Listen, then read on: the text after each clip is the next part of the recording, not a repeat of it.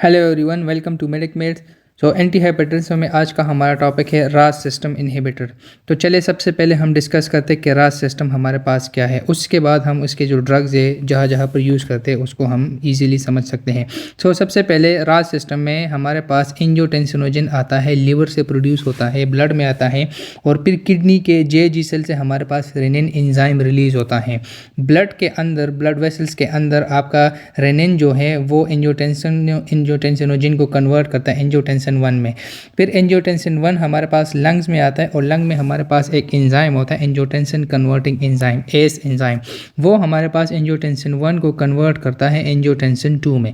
और फिर एंजियोटेंसिन 2 जो है उसके हमारे पास रिसेप्टर्स होते हैं और उसके एक्शन हमारे पास क्या क्या है, वो हमारे पास वेजो कंस्ट्रिक्शन करवाता है। और जब हमारे पास वेजो कंस्ट्रिक्शन होगी तो जो वेजो डायलेशन वो आपके पास इनहिबिटेड रहेगा। और दूसरा हमारे पास एंजियोटेंसिन 2 एल्डोस्टेरोन की सिक्रीशन करवाता है। जब हमारे पास एल्डोस्टेरोन सिक्रीट होता है तो एल्डोस्टेरोन हमारे पास सोडियम की रिटेंशन करवाता है। जब सोडियम रिटेन होता है तो उसके साथ वाटर ऑटोमेटिकली उसको फॉलो करता है, तो हमारे पास ब्लड वॉल्यूम जो है वो इंक्रीज होता है। इसके साथ साथ एक और फंक्शन एस इनहिबिटर का क्या है नॉर्मली, कि ये एंजियोटेंसिन 2 को बनाता है और जो ब्रेडिकाइनिन है उसको डिग्रेड करता है नॉर्मली। हमारे पास एंजियोटेंसिन 2 जो हमारे पास एस एंजाइम है वो एंजियोटेंसिन 2 को बनाता है और ब्रेडिकाइनिन को डिग्रेड करता है। तो ये हमारे पास नॉर्मल रास सिस्टम है। अब यहाँ पर हमारे पास ड्रग स्ट्रेटेजी क्या है, किस तरह हम इसको इनहिबिट कर सकते हैं। तो सबसे पहले हमारे पास है बीटा 1 ब्लॉकर, जो कि ऑलरेडी आपको पता है कि रेनिन हमारे पास रिलीज होता है जे सेल्स ऑफ किडनी से और वहाँ पर रिसेप्टर्स होते हैं बीटा 1। तो अगर हम बीटा 1 ब्लॉकर देंगे, जो कि already second lecture of anti hypertensive जो हमारे पास सिंपैथेटिक नर्वस सिस्टम था उसमें हमने डिस्कस कर लिया। दूसरा हमारे पास क्या है कि बीटा 1 ब्लॉक करने हैं तो हम जो रेनिन एंजाइम है डायरेक्टली उसी को ब्लॉक कर सकते हैं। एक तो उसकी सिक्रीशन को ब्लॉक कर सकते हैं, अगर सिक्रीशन ब्लॉक नहीं तो फिर इसका जो एक्शन है उसको ब्लॉक करेंगे तो एंजियोटेंसिनोजन 1 में कन्वर्ट नहीं होगा और यहाँ से कंप्लीट जो रास सिस्टम का पूरा कैस्केड है वो हमारे पास ब्लॉक होगा। अगर ये भी नहीं तो तीसरा हमारे पास है एंजियोटेंसिन कन्वर्टिंग एंजाइम, इसको हम ब्लॉक कर सकते हैं। अगर ये भी हमारे पास अवेलेबल नहीं है तो फिर हम एंजियोटेंसिन 2 जो बना है उसके जो रिसेप्टर्स है उसको ब्लॉक कर सकते हैं। तो हमारे पास वो वेजो कंस्ट्रिक्शन भी नहीं कर सकता और ना अल्डोस्टेरोन की सिक्रीशन करेगा। और अगर हमारे पास ये भी नहीं है तो फिर लास्ट स्ट्रेटजी हमारे पास ये कि एल्डोस्टेरोन एंटागोनिस्ट दे देंगे, एल्डोस्टेरोन के रिसेप्टर्स ब्लॉक कर देंगे, तो हमारे पास सोडियम वाटर की रिटेंशन नहीं होगा और फ्लूइड एकमुलेशन नहीं होगी। ये हमारे पास ड्रग स्ट्रेटजी ऑलरेडी बीटा 1 जो है वो हमने डिस्कस कर लिए। आज हम डिस्कस करने के रिमेनिंग ड्रग। तो चलिए डिस्कस करते हैं सबसे पहले रेनिन इनहिबिटर्स। इसमें हमारे पास एक ही ड्रग है, एलिस्केरिन नाम है इसका मैकेनिज्म ऑफ एक्शन क्या है कि ये हमारे पास डायरेक्टली रेनिन एंजाइम को इनहिबिट करते हैं। तो जब हमारे पास रेनिन एंजाइम ब्लॉक होगा तो जितना भी रास का पूरा कैस्केड है वो सारा का सारा ब्लॉक हो जाएगा और इसका एट द एंड रिजल्ट हमारे पास क्या होगा कि एंजियोटेंसिन 2 हमारे पास वेजो कंस्ट्रिक्शन करेगा, वो हमारे पास नहीं होगा तो वेजो डायलेशन होगी।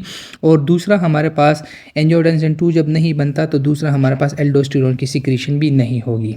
ये हमारे पास इसका मैकेनिज्म ऑफ एक्शन है। यूजेस हमारे पास क्या है, इसको हम हाइपरटेंशन में यूज़ करते हैं एज अ मोनोथेरेपी और कम्बिनेशन में हम देते हैं विद कैल्शियम चैनल ब्लॉकर्स और डायरेटिक्स। मोनोथेरेपी में देख सकते हैं क्योंकि ये हमारे पास पूरा कैस्केड को ब्लॉक कर सकते हैं तो मोनोथेरेपी भी ये काम कर सकता है। और कम्बिनेशन में भी सिवियर कंडीशन हो, हाई स्टेजेस हो, एडवांस स्टेजेस हो हाइपरटेंशन, तो फिर उसमें हम कैल्शियम चैनल ब्लॉकर्स या डायरेटिक्स के साथ भी यूज़ करते हैं।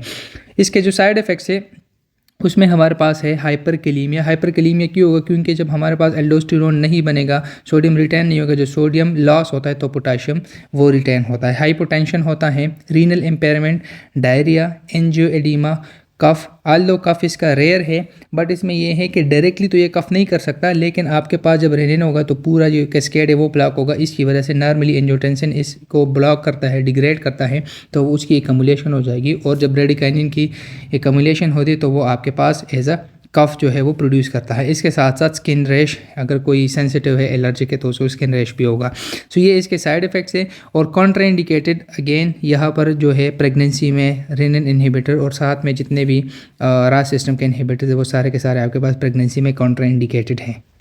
नेक्स्ट हमारे पास one of the most important antihypertensive जो सबसे ज़्यादा कॉमनली यूज़ होता है वो हमारे पास है angiotensin converting enzyme inhibitors, ACE inhibitors. ये हमारे पास as a first line treatment hypertension में यूज़ होता है उन पेशेंट में जिनमें बहुत ज़्यादा रिस्क फैक्टर्स हो, रिस्क कंडीशन हो। फॉर एग्जाम्पल उनको कोरोनरी आर्टरी डिजीज़ हो या हिस्ट्री ऑफ डायबिटीज़ हो, स्ट्रोक हो, मायोकार्डियल इन्फार्क्शन या क्रॉनिक किडनी डिजीज या कोई भी पेशेंट जिसको हाइपरटेंशन, तो फर्स्ट लाइन ट्रीटमेंट हम इसको एस इनहिबिटर्स या एंजियोटेंसिन रिसेप्टर ब्लॉकर से स्टार्ट करते हैं। स्टेज 1 हो तो हम उसमें एस इनहिबिटर्स या ARBs देते हैं। फिर अगर स्टेज 2 में तो फिर साथ में हम कम्बिनेशन ऐड करते हैं कैल्शियम चैनल ब्लॉकर और फिर डायबिटिक्स पर फर्दर फिर हम उसको इन्हेंस करते हैं। लेकिन फर्स्ट लाइन ट्रीटमेंट जो है वो हमारे पास हमेशा एस इनहिबिटर से स्टार्ट होती हैं। अच्छा जी, इसमें जो हमारे पास ड्रग्स है, कौन कौन से ड्रग्स है, इसमें वो ड्रग्स है जिसके लास्ट में प्रिल आता है। सो इसमें हमारे पास कैप्टोप्रिल, लेसिनोप्रिल, एनालाप्रिल और बहुत सारे जितने भी ड्रग्स है जिसके लास्ट में प्रिल आता है वो सारे के सारे आपके पास एस इनहिबिटर्स के ड्रग्स है। अगर मैकेनिज्म ऑफ एक्शन की बात करें सो यहाँ पर अगर आप देखें सो हम इस एंजाइम को यहाँ से ब्लॉक करते हैं। जब यहाँ से ब्लॉक करेंगे तो आगे आपके पास कौन कौन से इफेक्ट्स नहीं होंगे।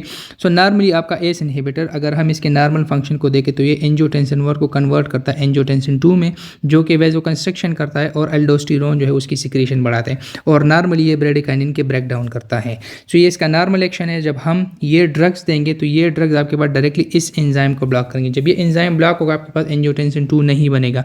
जब एंजियोटेंसिन 2 नहीं बनेगा तो आपके पास वेजोकंस्ट्रिक्शन नहीं होगी, तो आपके पास ऑटोमेटिकली वेजोडाइलेशन हो जाएगी। एल्डोस्टेरोन आपके पास नहीं प्रोड्यूस होगा तो आपके पास जो सोडियम इन वाटर रिटेंशन है वो भी कम होगा, तो हाइपरटेंशन के सिम्टम्स आपके पास ठीक हो जाएंगे।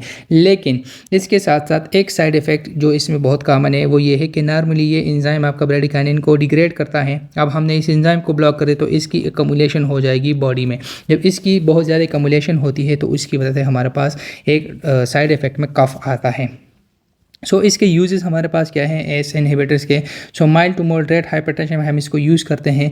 इसके साथ साथ डायबिटिक नेफ्रोपैथी में ये हम इसको यूज़ करते हैं एज अ प्रोटेक्टिव मैकेनिज्म। ये डायबिटिक नेफ्रोपैथी को प्रोटेक्ट करता है, फर्दर जो डैमेज है उसको रोकता है। इसके साथ साथ कंजेस्टिव हार्ट फेलियर में यूज़ करते हैं और वेंट्रिकुलर हाइपरट्रॉफी की रिग्रेशन में हम इसको यूज़ करते हैं। फार्माकोकाइनेटिक्स की बात करें एस इनहिबिटर्स की तो ये हमारे पास ओरली अवेलेबल है। कैप्टोप्रिल और लेसिनोप्रिल जो है ये हमारे पास हिपैटिक इसकी मेटाबॉलिज्म होती है, एक्टिव मेटाबॉलिज्म है। सो इसको अगर हमारे पास हिपैटिक रीनल इम्पेयरमेंट होगा तो उसमें फिर हम इसको प्रेफर करते हैं।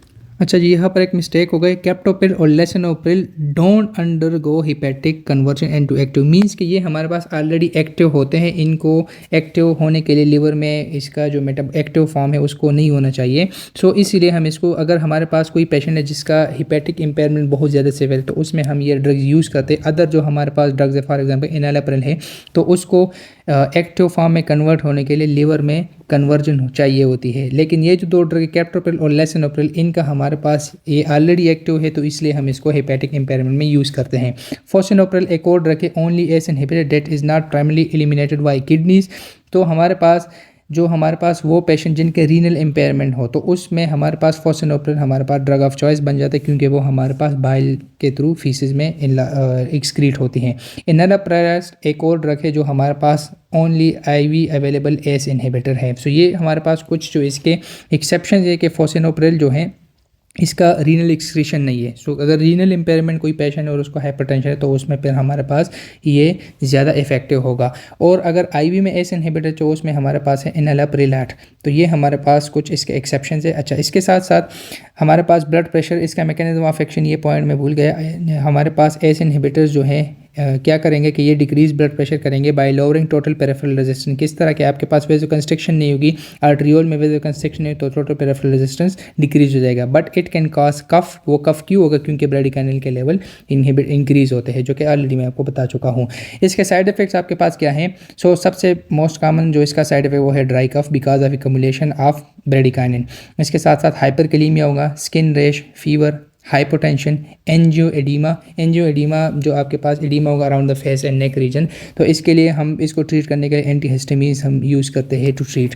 इसके साथ साथ acute renal failure and renal artery stenosis, उसमें भी हम इसको इसका जो है हमारे पास साइड इफेक्ट है एस इनहिबिटर्स का। अगर हमारे पास रीनल आर्टरी स्टेनोसिस हो तो और उसमें फिर हमारे पास ये एक्यूट रीनल फेलियर करवा देता है। और कॉन्ट्राइंडिकेशन हमारे पास एस इनहिबिटर्स प्रेगनेंसी में कॉन्ट्राइंडिकेटेड है। जितने भी रास के ब्लॉकर है वो सारे के सारे कॉन्ट्राइंडिकेटेड इन प्रेगनेंसी, और it is a category D non teratogen. ये आपके पास कार्डियोवैस्कुलर और सेंट्रल नर्वस सिस्टम के माल फॉर्मेशन करवाता है डेवलपिंग फिटस में।